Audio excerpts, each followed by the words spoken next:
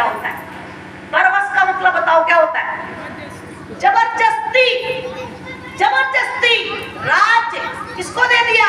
12 वर्ष राज सुतहि तब दीना, बेटे को राज सौंप दिया और नारी समेत गमन वन कीना, नारी के साथ और वन चले गए। आप सोचिए, आप अपने अपनी बुद्धि पे ध्यान दीजिए। आप छोटी झोपड़ी छोड़ के 1 घंटा सत्संग में नहीं बैठना चाह रहे और वो राजपाट छोड़ के वन में चले गए। प्रभु की भक्ति करेंगे, हमारा जीवन जन्म गयो हरि भक्तिवन, जन्म भजन के बिना बीत रहा है। भजन करेंगे, ध्यान करेंगे, सुमन करेंगे, राजपाट बेटे को दे दिया और संतों के पास, ऋषि मुनियों के पास, जंगल में, झोपड़ियों में, संतों के दर पर पहुंचे। भाइयों बहनों माताओं, अब हम क्या कर रहे हैं? हम इस जिंदगी को पाने के बाद इस पर चिंतन नहीं कर रहे हैं कि हमें जिंदगी किसके लिए मिली है, मानव झोला किसके लिए है। मनुष्य झोले के ऊपर हमें चिंतन करना चाहिए, मंथन करना चाहिए। अगर जिंदगी सफल करना चाहते हो, सार्थक बनाना चाहते हो, तो भगवान राम का वचन है कि जो परलोक है यहाँ सुख है हो, जो परलोक यहाँ सुख है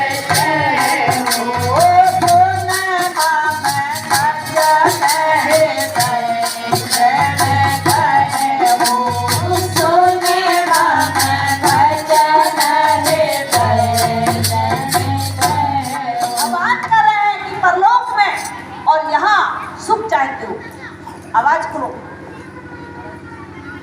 भगवान राम का वचन है कि जो परलोक में और यहाँ सुख चाहते हो तो मेरे वचन को सुन के हृदय दृढ़ कहूँ, हृदय में पकड़ो, जो बंद है मेरे वचन को पकड़ लो।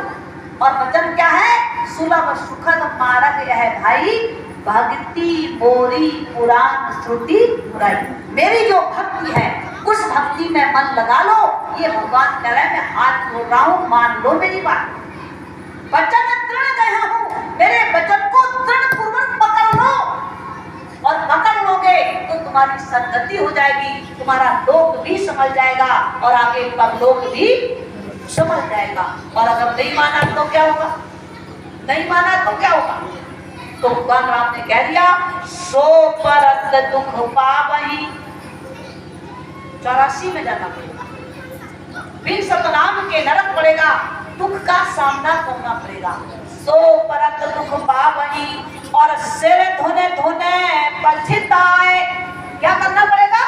सिर धोने धोने पछताए। तुम्हारा बेटा, तुम्हारा धन, तुम्हारा परिवार, तुम्हारी जायदाद तुम्हारी मदद करने वहां जाएगी नहीं।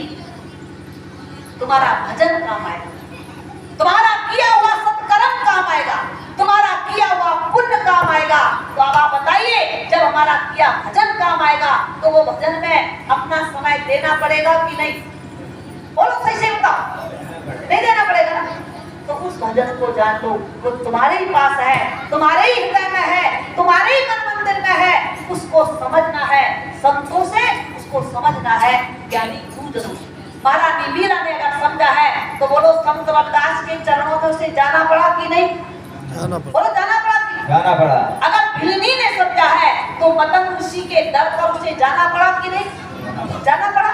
अगर राजा धर्मदास ने समझा है तो महात्मा कबीर के चरण उन्हें पकड़ने पड़े कि नहीं? पकड़ने पड़े। पकड़ने पड़े। जिसने भी पाया है तो उसे संत और गुरु के दर पे जाके पाना पड़ा। तो जब सबने गुरु के दर पर जाके पाया है तो हमें कहाँ जाना पड़ेगा फिर? बोलो, गुरु के पास। जीवन में गुरु के चरणों में जाना पड़ेगा, गुरु के दरबार में जाना पड़ेगा। इसलिए संत कहते हैं, अगर है ज्ञान